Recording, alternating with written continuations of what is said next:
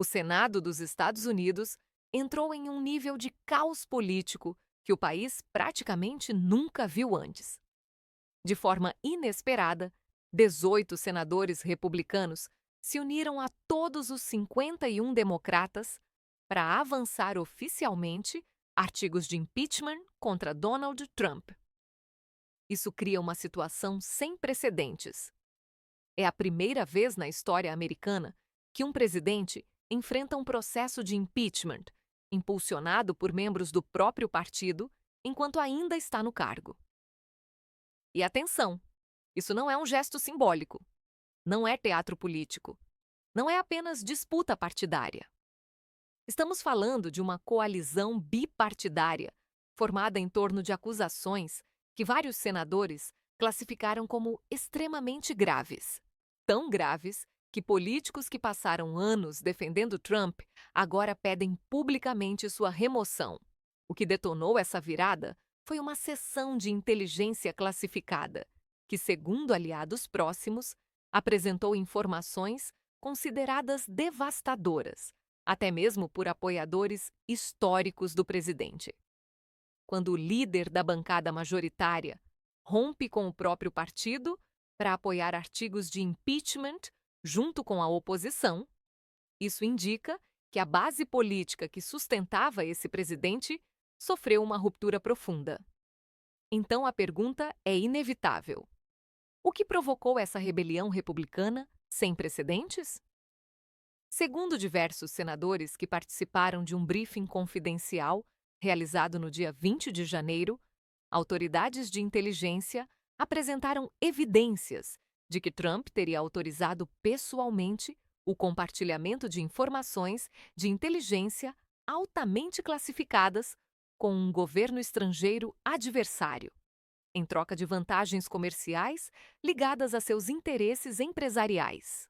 Parlamentares de ambos os partidos descreveram a conduta apresentada como uma possível violação direta do juramento presidencial e uma ameaça à segurança nacional. Alguns dos senadores republicanos que anteriormente votaram pela absolvição de Trump em processos anteriores agora estão liderando o movimento para removê-lo. Isso sugere que algo extremamente sério teria alterado o cálculo político interno do partido. As tensões começaram a crescer no início de janeiro, quando o Comitê de Inteligência do Senado iniciou investigações sobre vazamentos e uso indevido de informações classificadas. Mas a situação explodiu de vez, quando todo o Senado recebeu um briefing obrigatório em ambiente seguro, onde diretores de inteligência apresentaram o que descreveram como riscos imediatos e graves à segurança nacional relacionados a ações do Poder Executivo. A sessão confidencial durou cerca de 4 horas e, segundo relatos de senadores que saíram visivelmente abalados, foram apresentados padrões de conduta que teriam ocorrido ao longo de vários meses. O material indicaria que informações sensíveis sobre capacidades militares e de vigilância teriam sido discutidas com representantes estrangeiros, enquanto, em paralelo, projetos empresariais ligados à organização de Trump recebiam aprovações estratégicas. Entre os elementos apresentados, segundo relatos públicos posteriores, estavam comunicações descriptografadas, movimentações financeiras rastreadas e relatos formais feitos por funcionários que utilizaram canais legais de denúncia protegida. O ponto que mais alarmou membros do Comitê de Inteligência foi a natureza do conteúdo supostamente compartilhado. De acordo com declarações públicas de senadores, as informações envolviam métodos de coleta de inteligência desenvolvidos ao longo de décadas, operações militares em andamento e até possíveis riscos a fontes humanas. Isso muda completamente o enquadramento do caso. Não se trata apenas de disputa de política externa ou julgamento questionável. A acusação central passa a ser uso de informação classificada sensível com possível benefício pessoal envolvido. E foi exatamente isso que fez vários senadores classificarem a situação como potencialmente histórica. Segundo assessores que estavam próximos ao local, 17 senadores republicanos participaram dessa conversa reservada. Entre eles, membros da liderança do partido e presidentes de comissões importantes. A reunião durou cerca de 90 minutos e vários participantes, falando depois de forma anônima, descreveram o encontro como um dos momentos mais tensos e emocionalmente carregados da história recente do partido. De acordo com relatos reconstruídos por fontes próximas, Romney teria iniciado a conversa de forma direta e sem rodeios. Ele disse que, se as evidências vistas no briefing forem verdadeiras, o Senado não poderia se omitir, porque a omissão transformaria os próprios senadores em cúmplices institucionais. O clima na sala teria mudado completamente. Senadores que durante anos defenderam Trump passaram a discutir não mais custo político, mas responsabilidade histórica. Segundo relatos de bastidores, alguns dos defensores mais fiéis do presidente reconheceram que o conteúdo apresentado no briefing ultrapassava o campo de disputa partidária. A avaliação teria sido clara. Se confirmado, o comportamento descrito não seria apenas controverso, seria inaceitável dentro dos padrões constitucionais. Outro ponto decisivo foi levantado por membros do Comitê de Inteligência, que tiveram acesso técnico mais detalhado aos materiais. Eles teriam afirmado que as evidências não eram baseadas apenas em depoimentos, mas incluíam intercepções, registros e trilhas financeiras documentadas. A frase que circulou nos bastidores foi: "Se não reagirmos a isso, estamos dizendo que não existe limite real para o que um presidente pode fazer." E foi nesse momento que a reunião deixou de ser apenas debate e virou ação. Ainda naquela noite, o grupo começou a redigir rascunhos de artigos de impeachment. Isso é extraordinário. Tradicionalmente, processos de impeachment começam na Câmara dos Representantes. Mas, segundo os próprios senadores envolvidos, havia a percepção de que a Câmara, controlada por aliados do presidente, não avançaria com o processo. A justificativa apresentada foi constitucional. Quando o Senado possui conhecimento direto de possíveis crimes graves, ele não apenas pode agir, ele deve agir. Pouco depois da meia-noite, os artigos preliminares foram formalizados. Eles continham duas acusações principais.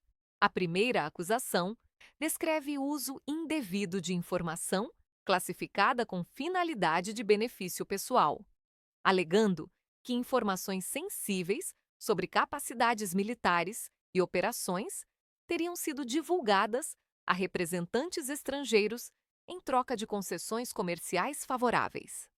A segunda acusação trata de obstrução de supervisão legislativa, alegando que houve tentativa de impedir o Congresso de obter informações e depoimentos relacionados aos fatos. Mas o elemento mais impactante não estava apenas nas acusações, e sim nos anexos de suporte. Os documentos citam materiais classificados adicionais, acessíveis apenas a senadores com autorização de segurança.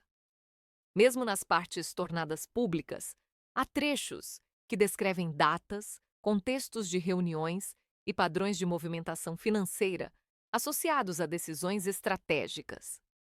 Isso mudou imediatamente o cálculo político em Washington, porque uma coisa é acusação baseada em testemunho conflitante. Outra coisa é acusação apoiada por registros técnicos, intercepções e rastreamento financeiro. A diferença muda completamente o peso do processo e também muda o comportamento dos parlamentares. Não é a primeira vez que Trump enfrenta impeachment, mas, segundo analistas, a estrutura deste caso é totalmente diferente. Nos processos anteriores, a acusação foi liderada pela oposição, e o partido do presidente permaneceu majoritariamente unido. Agora, parte da iniciativa parte de dentro do próprio partido. E isso altera toda a dinâmica de votação futura. A pergunta que passou a dominar os corredores do Senado foi: o que exatamente, dentro daquele briefing, foi forte o suficiente para quebrar a disciplina partidária? Segundo senadores que falaram publicamente e fontes ligadas à área de inteligência, 3 blocos de evidência teriam sido decisivos. E é aí que a história entra na fase mais sensível. No próximo bloco, vamos detalhar interceptações de comunicação, rastreamento financeiro e depoimentos de denunciantes internos protegidos por lei. E cada um desses 3 elementos, isoladamente, já seria grave. Combinados, tornam o caso potencialmente histórico. De acordo com parlamentares que tiveram acesso direto ao material apresentado no briefing sigiloso, 3 grupos de evidência foram considerados decisivos para provocar a ruptura dentro do bloco republicano. O primeiro grupo envolve interceptações de comunicações. Agências de inteligência teriam apresentado transcrições descriptografadas de ligações e mensagens trocadas entre o presidente e representantes estrangeiros. Essas comunicações, segundo os relatos, não seriam vagas nem ambíguas. Elas conteriam referências explícitas a programas classificados e capacidades sensíveis. Alguns senadores descreveram que, nas conversas, o próprio presidente reconheceria o caráter confidencial das informações discutidas. E mais, em determinados trechos, essas informações teriam sido conectadas diretamente a interesses comerciais específicos que ele desejava ver aprovados. Segundo membros do Comitê de Inteligência, que falaram sem revelar detalhes sigilosos, não se trataria de frases fora de contexto, mas de padrões repetidos de diálogo. Isso é importante, porque em investigações de segurança nacional, padrão é mais forte do que episódio isolado. Outro ponto que chamou a atenção, segundo os relatos, foi o uso de termos técnicos e códigos internos de programas classificados, o que indicaria conhecimento preciso sobre o nível de sigilo envolvido. O segundo bloco de evidência envolve registros financeiros. Investigadores de inteligência financeira teriam rastreado transferências de grande porte entre entidades estrangeiras e projetos ligados a organizações comerciais associadas ao presidente.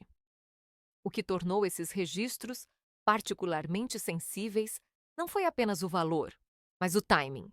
De acordo com senadores que participaram da sessão, os fluxos financeiros ocorreriam repetidamente poucos dias após episódios específicos de compartilhamento de informação.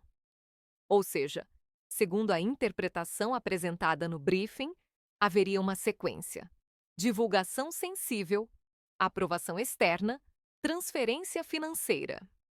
E esse padrão teria sido identificado múltiplas vezes ao longo de vários meses. Membros do Comitê Bancário do Senado descreveram o padrão como estatisticamente improvável de ser coincidência. E quando investigadores usam essa linguagem, isso tem peso técnico. O terceiro bloco, e talvez o mais sensível, envolve depoimentos de denunciantes internos protegidos por lei. 4 profissionais de segurança nacional teriam apresentado relatos formais por canais oficiais de proteção a whistleblowers. Entre eles, segundo os senadores, haveria oficiais militares, analistas de inteligência e um membro da equipe de segurança nacional. Esses denunciantes não teriam apresentado apenas opiniões, mas descrições de reuniões, conversas e instruções específicas que teriam presenciado. Trechos liberados de forma parcial descrevem situações em que informações estratégicas teriam sido discutidas no contexto de negociações relacionadas a projetos empresariais. Em um desses relatos, segundo partes tornadas públicas, um encontro teria incluído referência direta a capacidades técnicas sensíveis, sendo discutidas junto com interesses de aprovação comercial. Agora, pausa importante. Independentemente de posição política, é aqui que o caso deixa de ser disputa partidária e entra na zona constitucional. Porque se um presidente pode transformar acesso à inteligência classificada em instrumento de negociação pessoal, sem consequência, o sistema de freios e contrapesos perde efeito prático. E foi exatamente esse argumento que vários senadores disseram ter pesado na decisão de avançar com o processo. Alguns colocaram a questão de forma direta. Se isso não é passível de impeachment, então o que seria? A consequência institucional disso é enorme, porque estabelece precedente, e precedentes moldam comportamento futuro. Se não houver responsabilização quando há evidência técnica robusta, futuros ocupantes do cargo entenderão que o limite não é legal, é apenas político, e isso muda o risco estrutural da função presidencial. Agora, vamos falar da posição extremamente delicada em que o presidente se encontra diante desse conjunto de alegações. Se ele nega totalmente, entra em choque direto com registros de interceptação descritos por senadores. Se admite compartilhamento, precisa justificar finalidade legítima. Mas então, enfrenta os registros financeiros apresentados como possíveis contrapartidas. Se a defesa invoca autoridade presidencial para desclassificar, surge outro problema. Desclassificação para benefício pessoal não elimina possível violação de dever. Ou seja, cada linha de defesa enfrenta um obstáculo probatório diferente. Especialistas constitucionais têm descrito o cenário como um dos mais graves testes institucionais em décadas.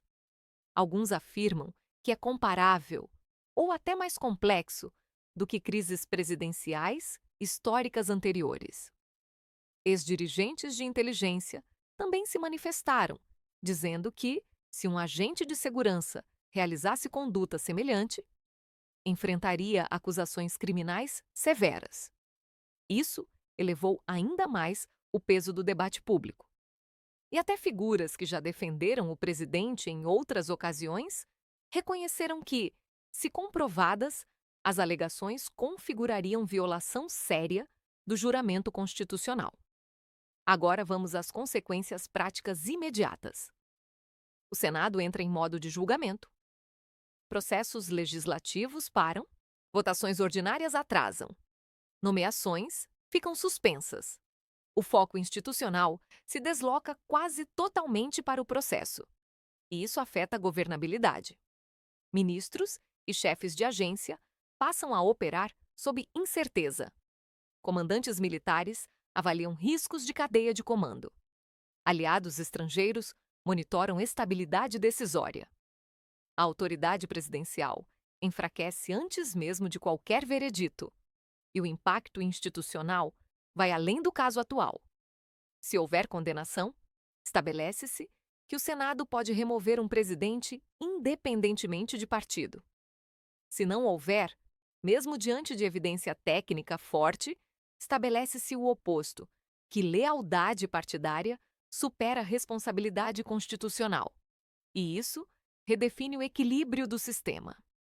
Agora entramos na fase mais instável de toda a crise. A fase estratégica e política dentro do próprio Senado. Depois que os artigos de impeachment foram protocolados, Washington entrou em modo de emergência institucional. Relatos indicam que o Senado passou a operar praticamente em sessão contínua, com reuniões internas acontecendo quase sem pausa. Lideranças dos dois partidos começaram a organizar encontros de urgência para avaliar posicionamentos, contar votos e evitar deserções inesperadas. Para a liderança republicana, o cenário virou um quebra-cabeça impossível.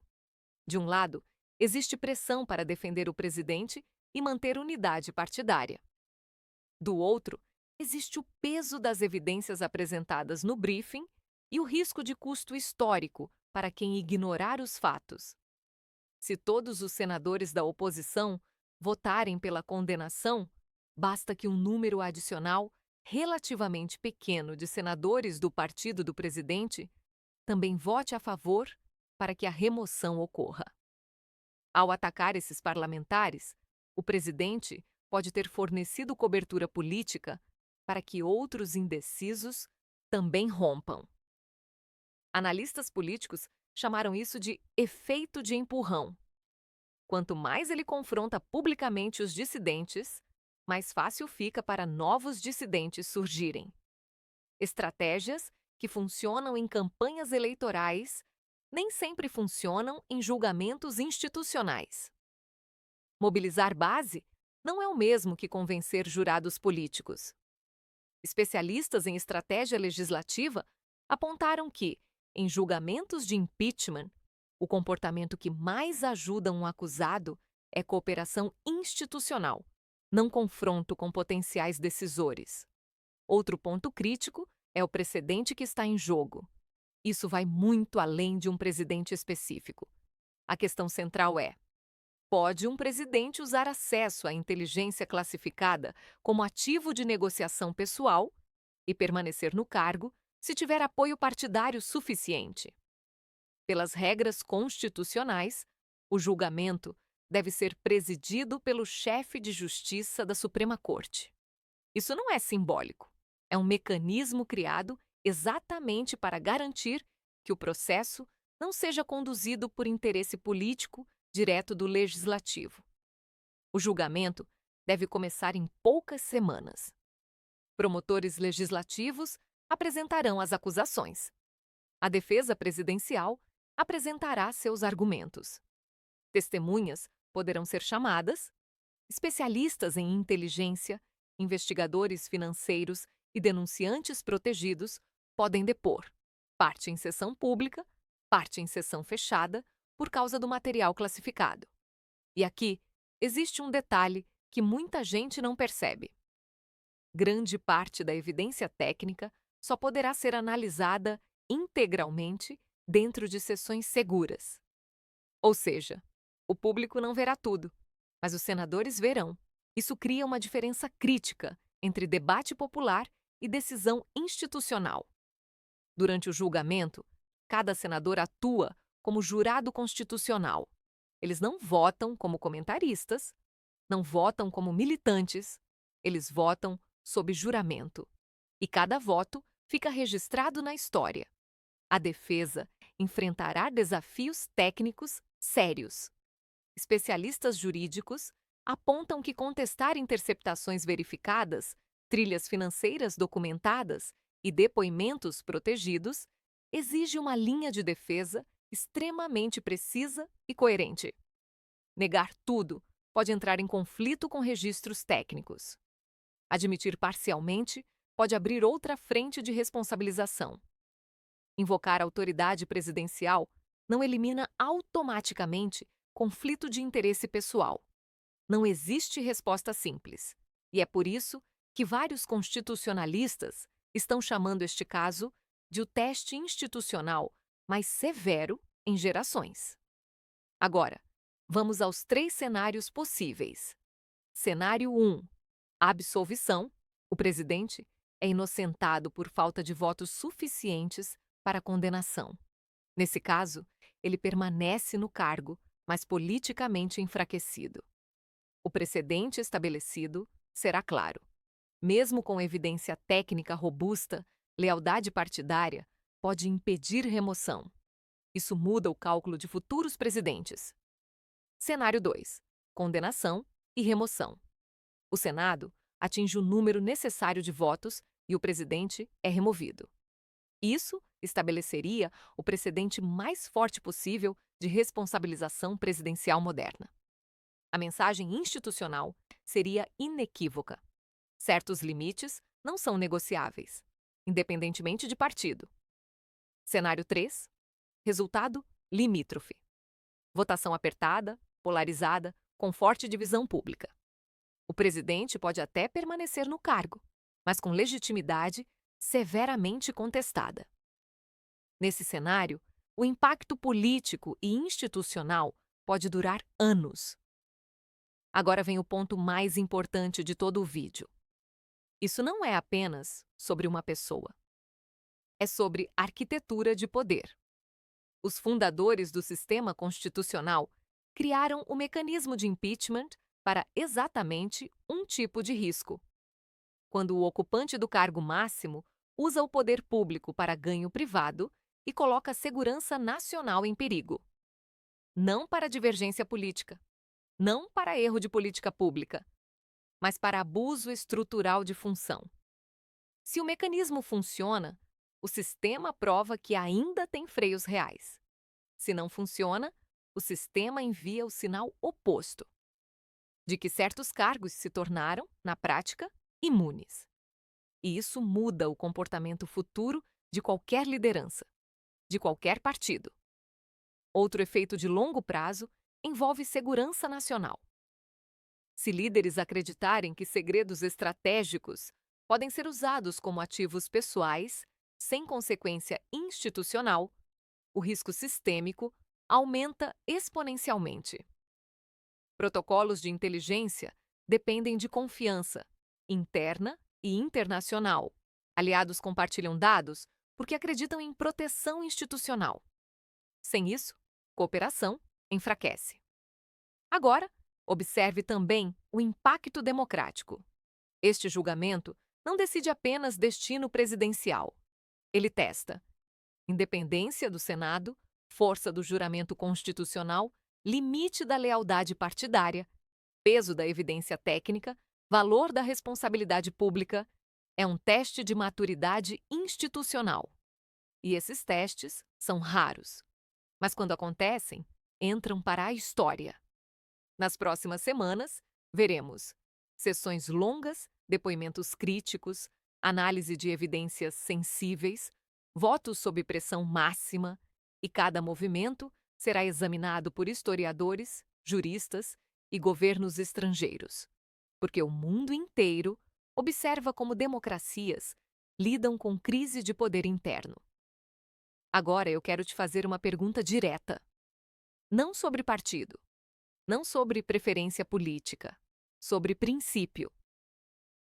Deixe nos comentários. A. Se você acredita que qualquer presidente deve ser removido quando evidência técnica comprova abuso grave, independentemente de partido. B. Se você acredita que estabilidade política deve pesar mais do que responsabilização institucional. E responde também: você acha que o sistema de freios e contrapesos ainda funciona? Ou está apenas no papel? Escreve. Porque o julgamento começa no Senado, mas o debate começa na sociedade. Os artigos já foram apresentados. O processo vai seguir. E o que será decidido não é só o futuro de um mandato. É o limite real do poder presidencial. E isso é maior do que qualquer eleição.